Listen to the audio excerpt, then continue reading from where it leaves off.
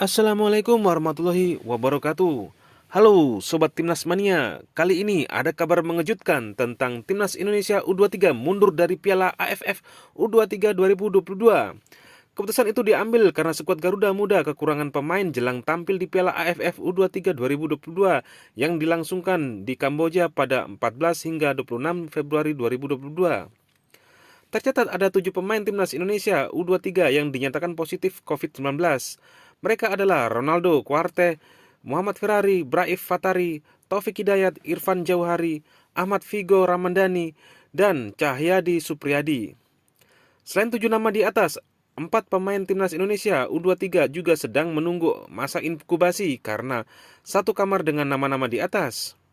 Mereka adalah Afrianda Dewangga, Genta Apriado, Muhammad Kanu Helmiawan, dan Marcelino Ferdinand. Selain itu, ada juga 3 pemain yang mengalami cedera, sebut saja Gunansar Mandoen, Ramai Rumakik, dan Muhammad Iqbal. Di posisi kiper saja hanya tersisa 1 orang saja penjaga gawang, yakni Muhammad Riyandi. Melihat kondisi di atas, Sintayong memohon kepada PSSI supaya Timnas Indonesia U23 mundur dari Piala AFF U23 2022.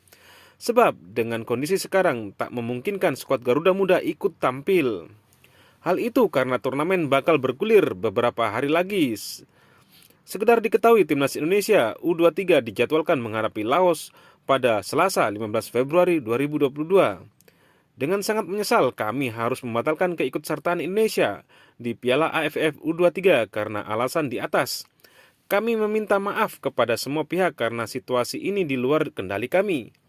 Saat ini kami fokus untuk penyembuhan pemain yang terkena COVID-19 dan yang mengalami cedera, ujar Sekjen PSSI Yunus Nusi.